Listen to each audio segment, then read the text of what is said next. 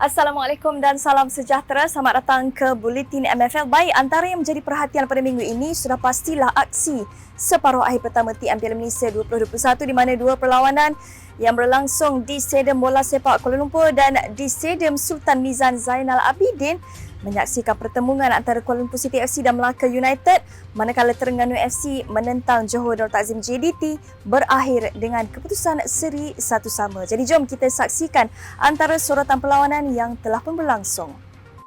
Kuala Lumpur City FC gagal memanfaatkan peluang beraksi di gelanggang sendiri apabila sekadar seri 1-1 menentang Melaka United dalam saingan separuh akhir pertama TM Piala Malaysia di Stadium Bola Sepak Kuala Lumpur Ceras pada Isnin. Cuaca hujan sepanjang perlawanan nyata memberi kesan kepada peluang buat kedua-dua pasukan untuk memburu jaringan, apatah lagi dengan ketiadaan penonton juga menyaksikan suasana sedikit suram untuk tuan rumah. Pada separuh masa pertama, Kuala Lumpur terlebih dahulu diberi tekanan apabila pelawat memecah kebuntuan seawal minit ke-8 menerusi sepakan percuma yang disempurnakan oleh Adriano.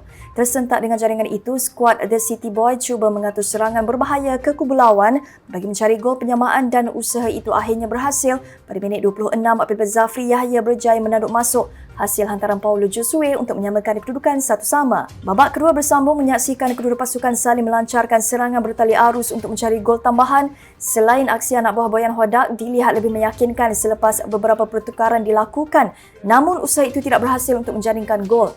Melaka juga hadir dengan beberapa percubaan berbahaya ke kubu tuan rumah, tetapi Kuala Lumpur bekerja keras untuk menafikan usaha mereka meraih kemenangan.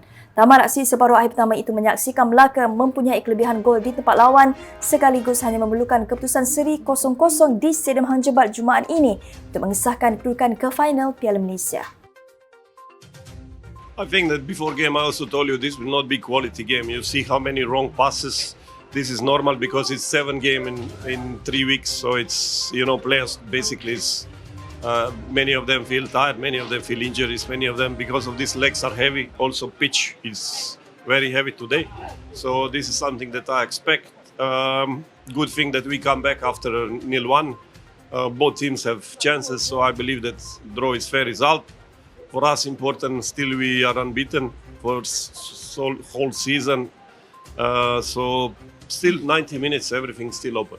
Bagi saya, Alhamdulillah mereka berusaha begitu gigih dan begitu kuat dan mereka telah prepare. Saya dah tahu keadaan padang dan perjalanan bola, condition of the field, environment. So Alhamdulillah pemain Melaka dapat menyesuaikan diri lebih awal. Jadi di dalam permainan kita nampak semua bekerja keras, terutamanya bila mendapat serangan-serangan counter daripada pasukan lawan, pasukan KL.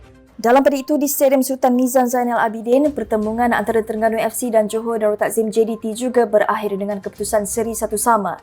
Dalam perlawanan di hadapan kira-kira 20,000 penonton itu, skuad Nafuzizin terlebih dahulu berada di depan menerusi jaringan Jordan Mintah yang menanduk tepat umpanan litak pada minit ke-8.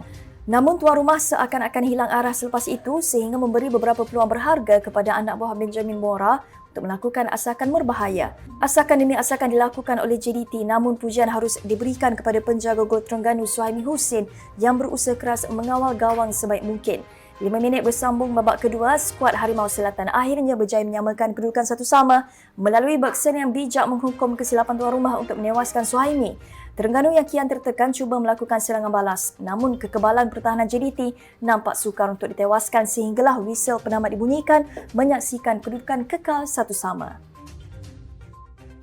Okey, bagi saya good game lah untuk dua-dua pasukan. JDT kita tahulah memang tim baik. Kita rasa kita malam ni pun kita starting permulaan agak baik. Banyak kita pun create banyak chances. Saya rasa kalau kita patut kita daripada banyak tu kita skor sebiji. Yang selepas kita skor tu mungkin keadaan kita tak boleh nak control. Di situ kita lost control dan di situlah JDT mula dapat bermain lah macam biasa.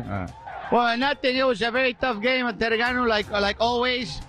This team like to play good football. They surprised us the first 10 minutes.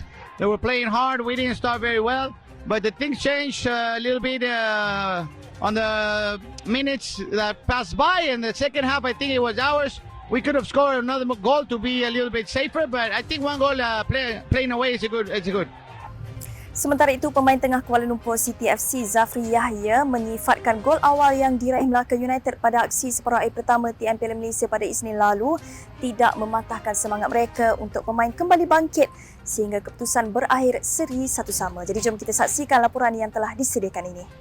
Tuan rumah terlebih dahulu dikejutkan dengan jaringan daripada Adriano seawal minit ke-8, namun anak buah Boyan Hodak tidak berputus asa untuk bangkit menyamakan kedudukan pada minit 26 menerusi tandukan Zafri.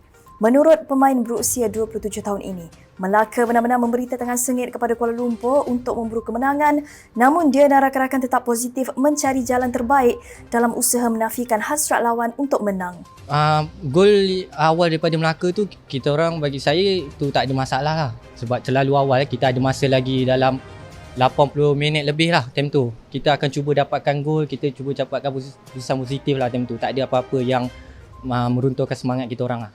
Bagi saya mungkin sedikit kepenatan lah untuk player, sebab kita memang daripada Liga sampailah ke Piala Malaysia ni gap pun tak jauh, jadi kita gunakan player yang sama, jadi kita orang memang agak keletihan sikit lah berbanding dengan Melaka yang ada 2 game yang tak bermain lah. Dalam pada itu, Zafri yang paling lama bersama Kuala Lumpur sejak musim 2016 menganggap ini adalah pencapaian terbaik pribadinya untuk berada di tahap ini walaupun pernah meraih trofi Liga Premier sewaktu pasukan itu muncul juara pada musim 2017. Baginya, kehadiran pengendali Boyan Hodak benar-benar mengubah dirinya untuk menjadi pemain yang lebih berkualiti apabila kini sudah mampu beraksi di 2 posisi iaitu bahagian tengah dan sayap kanan. Betul, di bawah kendalian Coach Boyan Hodak, banyak player yang improve, banyak player yang beraksi dengan lebih baik lah daripada sebelum-sebelum ni. Bagi saya sangat puas lah, sebab coach tahu di mana kelebihan yang saya ada dan dia letakkan di position yang terbaik lah untuk saya. Dalam pada itu, penyerang Melaka United FC Sony Nordin sedar dirinya dianggap sebagai ancaman besar kepada Kuala Lumpur City FC sehingga dirinya dikawal ketat sepanjang perlawanan berlangsung. Kelincahan Nordin dalam aksi pada Isnin benar-benar memberi impak kepada pasukan untuk mencipta banyak peluang bagi memburu jaringan.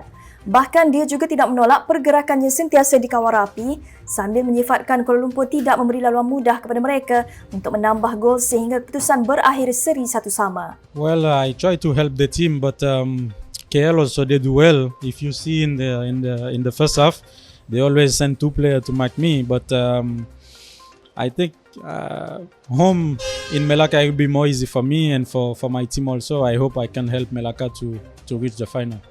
Walau bagaimanapun, pemain dari Haiti ini menganggap 1 gol lawan yang diraih pasukan untuk dibawa ke Melaka masih belum cukup dan menjangkakan separuh akhir kedua pada Jumaat ini akan menjadi lebih sengit. No, I don't think so. We have to be more focused because getting 1 point here and thinking we are going home very relaxed. No, we have to be more ready and get more motivated because KL also will come for win in Melaka.